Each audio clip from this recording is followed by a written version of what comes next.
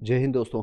A to ji live पूरे India में आपका स्वागत है। बीपीएससी पीसीएस के लिए मेंस के लिए आप क्लासेज आपका स्टार्ट हो जाएगा आज से, और लास्ट हम स्टार्ट करेंगे आपका 69th के जो भी आपका क्वेश्चन अभी तक आया है और मेंस में पूछा गया उसका क्वेश्चन आंसर के साथ आपको आपका व्याख्या करेंगे। आंसर के साथ हम आपका व्याख्या करेंगे। देख सकते हैं ये 69 का क्वेश्चन है।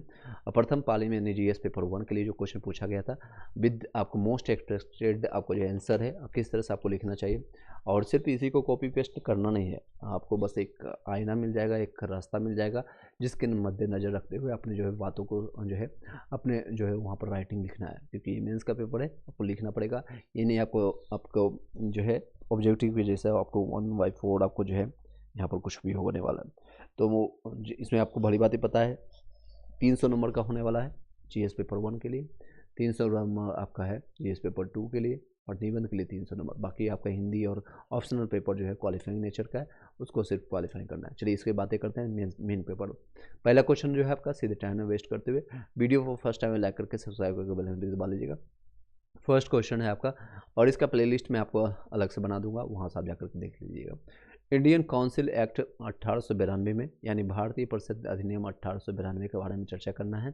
क्वेश्चन को पूरी तरह से आप समझ लीजिए, या तो इसको वर्णन करना है, चर्चा करना है, या फिर इसके संबंधित क्वेश्चन है, तो ये सारे तथ्य आप लिख सकते हैं। और ये 8 नंबर का रहता है क्वेश्चन। 8 का दोनों क्वेश्चन रहेंगे, और 7 का आपका रहेगा 2 क्वेश्चन आपका 7 टोटल आपका रहेगा। इस तरह से देखेंगे तो आपका टोटल आपका देखेंगे तो चलिए दोस्तों, आपका लगभग ये आपका टोटल आपका एक 300 नंबर का रहेगा क्वेश्चन, और ये आपका पार्ट 1 में रहेगा आपका, जिसमें आपको मैंडेटरी रहता है ये 5 क्वेश्चन आपका करना होता है। 4-5 क्वेश्चन जो भी रहे देख सकते हैं क्वेश्चन का क्या है, उसके बाद हम एक्सप्लेनेशन के बारे में जानेंगे। ये आपका भारत परिषद अधिनियम 1921 के बारे 1821 के बारे में, सॉरी 1892 के बारे में बताना है। उसके बाद संथाल विद्रोह के बारे में आपको बताना है। फिर आपका चंपारण सत्याग्रह के बारे में पूछा गया था, और उसके मोड़ कला के बारे में आपको पूछा गया था। लास्ट ईयर का क्वेश्चन है, तो इस तरह से देख सकते हैं। इसमें पाए आपका चार्ट का भी यूज करना है, सारी चीज़ें आपको। फिर आपको प्राचीन काल में जो है पूर्वी भारत के गुफा के बारे में चर्चा करना है, यानी कि cave painting of Hindi medium में आप यहाँ देख लीजिएगा। और दूसरे क्वेश्चन में आपका ये टोटल 5 क्वेश्चन आपका रहेगा। इस तरह से 5 क्वेश्चन का आपका इस तरह से मिलेगा, आपको जवाब देना होगा। टोटल 36 नंबर का रहेगा। 8 और फिर आपका 14, इस तरह से 38 या 34 नंबर का क्वेश्चन रहता है, जो कि मैंडेटरी होता है। 5 के 5 क्वेश्चन करना होता है। सेक्शन बी में अगर देखें, सेकंड नंबर क्वेश्चन में देख सकते हैं, ये भी शॉर्ट में आपका था। प्राचीन काल में जो है बिहार पूरी शिक्षा एवं अध्यात्म का केंद्र रहा है, इसका विस्तृत जानकारी देना है, विस्तृत व्याख्या करना है। नेक्स्ट क्वेश्चन आपका रहा है चंपारण नील आंदोलन का मूल्यांकन कीजिए, भारतीय स्वतंत्रता संग्राम पर इसके प्रभावों का वर्णन करना।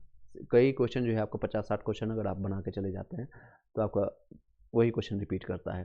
भारतीय स्वतंत्रता संघ जो है भारतीय राष्ट्रीय कांग्रेस आंदोलन के उदारवादी, यानी उदारवादी चरण जो है 1885 से लेकर के 1905 के जो है योगदान और आलोचनात्मक परीक्षण आपको करना है, का परीक्षण करना है। आलोचनात्मक यानी बताना है इसमें क्या क्या इसका critical examination of contribution of the moderate phase of the Indian national Congress movement के लिए। इसके बारे में आप सोचिए, आप समझिए, आप बताइए, कमेंट बॉक्स में बताइएगा।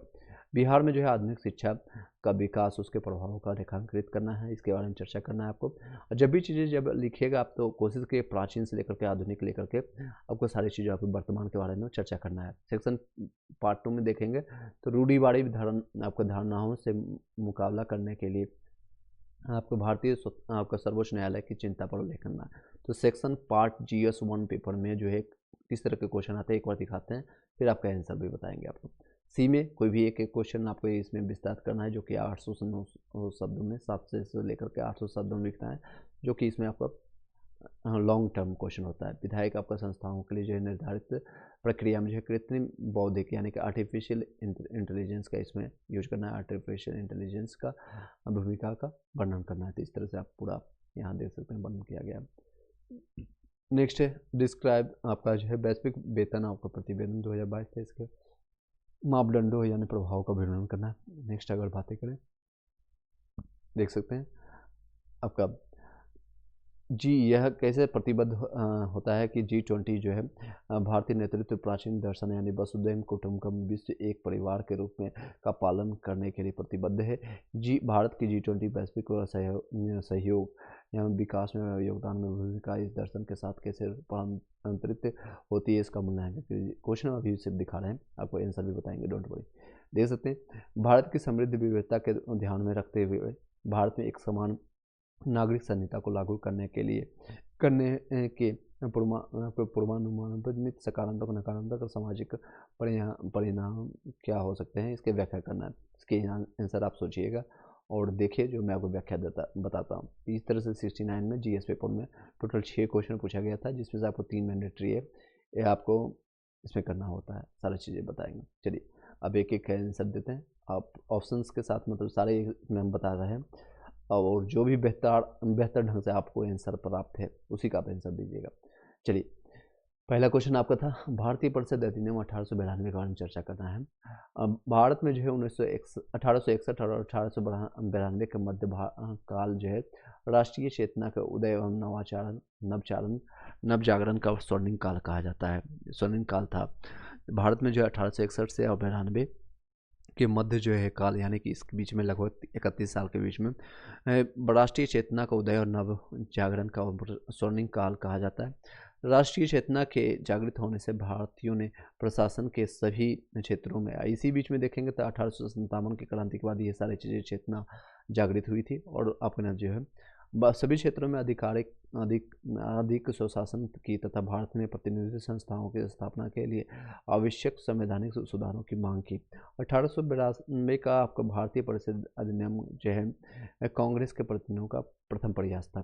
तो इसी के बीच में जो है 1850 में आप लोग को पता है कांग्रेस का जो है गठन किया गया था। कांग्रेस एवं के थ्रू आपको जो है इसका आपका गठन किया गया था, स्थापना किया गया था। भारत परिषद अधिनियम के प्रमुख प्रावधान क्या क्या थे?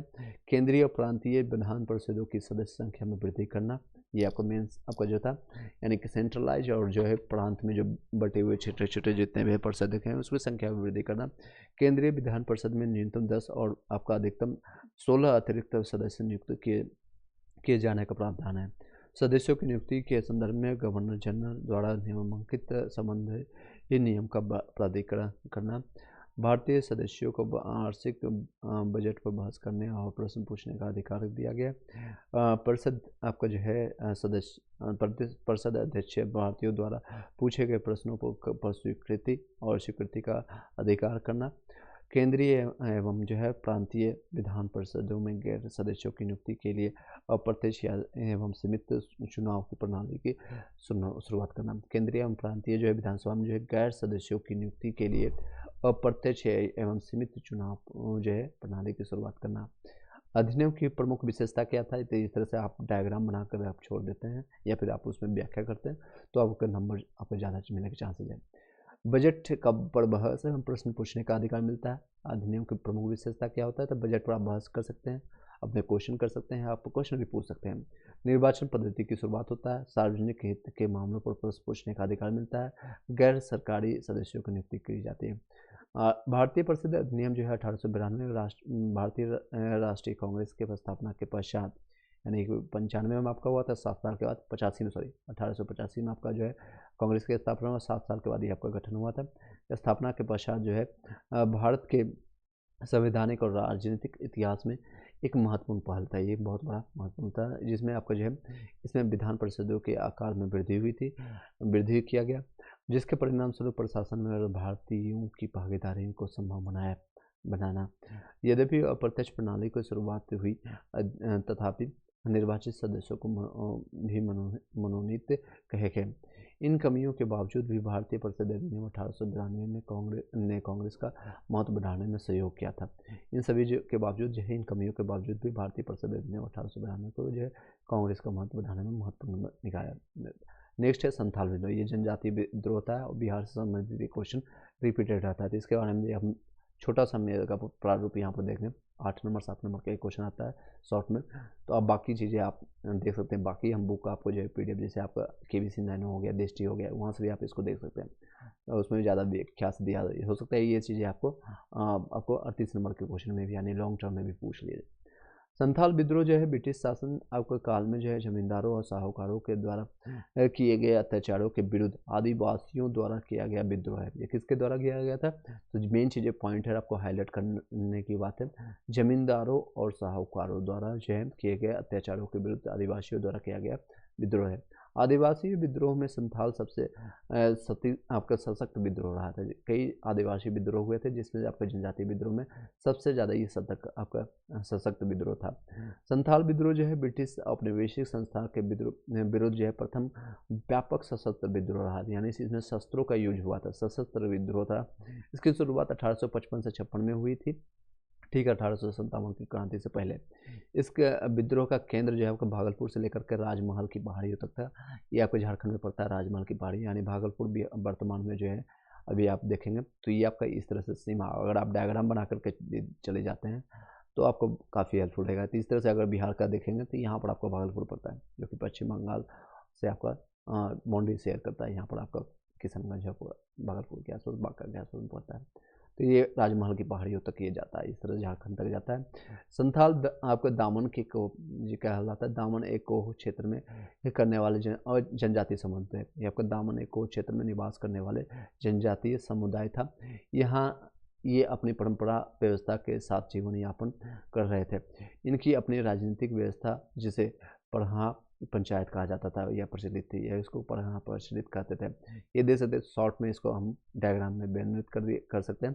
संथाल विद्रोह क्या हुआ था, एक संथाल क्षेत्र में अंग्रेजों का आगमन हुआ था। भू राजस्व जो है कि ऊंची दर यानी टैक्स का जो है रेट बढ़ा दिया गया था। जमींदारों और साहूकारों द्वारा शोषण हो गया था, भूमि अधिग्रहण भी करने के, ये मेन रीजन, 4 रीजन थे। संथाल विद्रोह जो है सिद्धू कानू चांद भैरव, ये चारों भाई थे, इनके द्वारा आपका 30 जून 1855 को शुरू हुआ, ठीक है। 1857 से 1 साल पहले, 2 साल पहले शुरू हुई थी। इस विद्रोह में किसान, ग्रामीण और महिलाओं ने भाग लिया था, उसे बच्चे छोड़ करके बाकी सभी लोगों ने। कौन कौन भाग लिया था, कई क्वेश्चन आता है, तो किसान और ग्रामीण और महिलाओं ने भाग लिया था।